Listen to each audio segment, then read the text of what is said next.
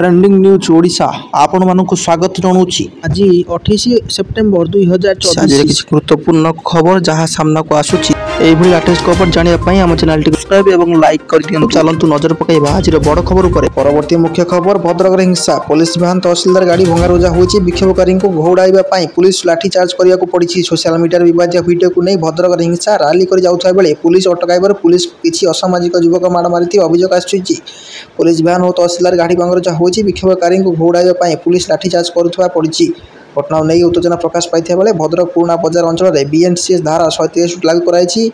एका सांगरे 5 रु अधिक लोक एकाठी होगा बारण कर स्थिति को दृष्टि रखी 10 प्लाटून फोर्स मुतयन होइछि।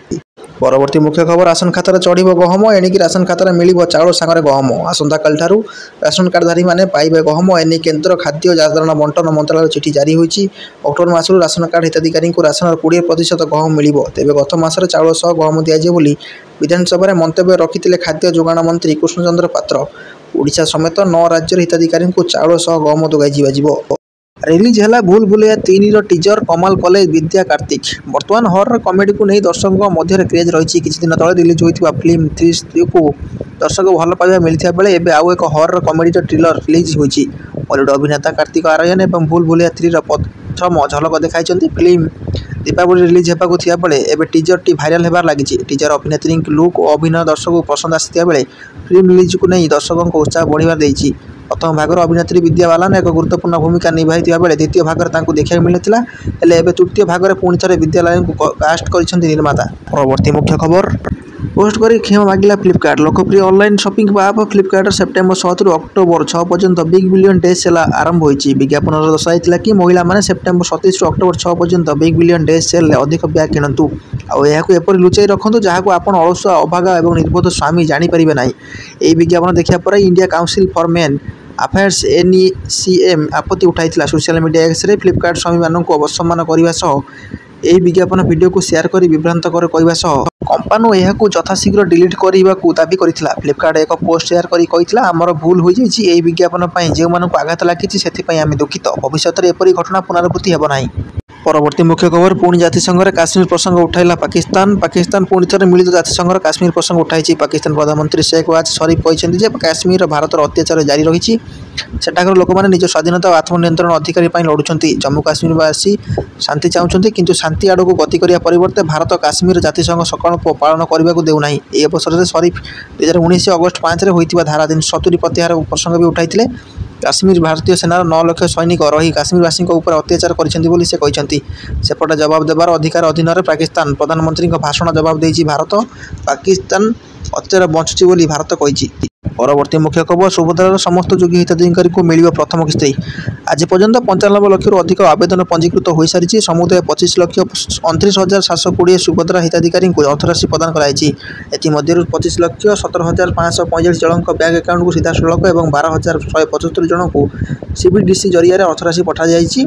खूब शीघ्र सुभद्रा योजन ओडिशार 1 कोटी महिला पंजीकरण होगी आशा प्रकाश कर। एक सरकारी योजन 1 कोटी हिताधिकारी को जोड़ाई एक बड़ उपलब्धि हेब बोली उपमुख्यमंत्री श्रीमती परिडा उल्लेख करथिले। सूचना योग्य कि समस्त योग्य हिताधिकारी को प्रथम किस्ती यथाशीघ्र प्रदान कर 2025 मार्च 8 तारिख पूर्व समस्त योग्य हिताधिकारी को प्रथम किस्ती मिलियो बोली लक्ष्य धार्य कर। परवर्ती मुख्य खबर लोकसेवा आयोग अध्यक्ष हेले अरुण षडंगी। राज्य सरकार वरिष्ठ IPS अधिकारी अरुण षडंगी को ओडिशा लोकसेवा आयोग OPNC अध्यक्ष भाव नियुक्ति देइछन्ति। श्री षडंगी को 6 वर्ष नियुक्ति दिया नहीं साधारण प्रशासन और अभियोग विभाग पक्षर शुक्रवार एक विज्ञप्ति प्रकाश पाई। स्थान में जोगेश बहादुर खुरानिया को राज्य सरकार डीजी भाव नियुक्ति देइछन्ति। कार्य डीजी जितेबाला षडंगी दायित्व नहीं से कहते ओडिशार पुलिस स्वतंत्र गरिमा रही तेणु यह अक्षुण्ण रहा सहित राज्यवासी को एक गुणात्मक पुलिस सेवा जोगाई देवाई से साहाय्य करेंगे। अपराध मुक्त समाज गठन करने अपराध निर्वाकरण अपराध अनुसंधान और आईन श्रृंखला को प्राथमिकता दिज्व।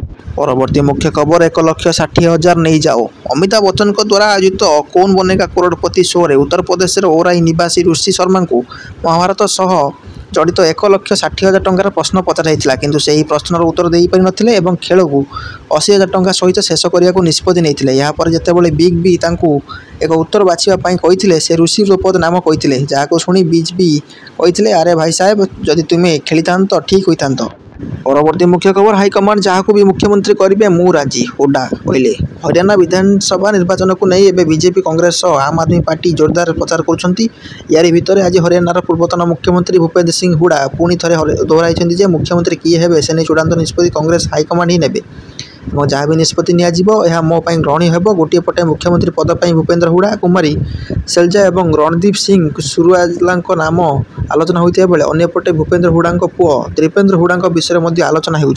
परवर्ती मुख्य खबर हुती मानक क्षेपणास्त्र को ध्वंस कला इस्राएल। इस्राएल एरो एयर डिफेन्स सिस्टम गुरुवार राति इमानरू हुती विद्रोही मान द्वारा पठाई भूपृष्ठ को निक्षेप कर एक बालास्टिक क्षेपणास्त्र को आकाश मार्ग ही नष्ट कर जेरुजालम पोस्टर एक रिपोर्ट अनुसार इस्राएल सेना कही दीर्घ दूरता प्रतिरक्षा प्रणाली व्यवहार कर क्षेपणास्त्र को देशर सीमा बाहर खसाई दिया। शत्रुतापूर्ण आक्रमण को रोकने संघर्ष समय अनेक थर एरो एयर डिफेन्स सिस्टम मुतयन कर फेब्रुआरी इलाद को टार्गेट कर क्षेपणास्त्र और सेप्टेम्बर 14 इस्राएल आकाश सीमार प्रवेश कर आविव तैल कारखाना को टार्गेट कर अनेक क्षेपणास्त्र अंतर्भुक्त।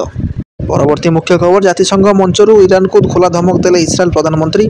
गाजा और लेबानन में घन घन आक्रमण जारी रखुवा इस्राएल तार आभिमुख्य आहरी कठोर करिछि। लेबानन सक्रिय ईरान समर्थित हेजबुल्ला विरोध में इस्राएल ग्राउंड ऑपरेशन अंटा भिड़ी। एसबू भितर मिलित जातिसंघ मंचरू ईरान खोला चेतावनी देइछन्ति इस्राएल प्रधानमंत्री मोजामिन नेतान्याहू।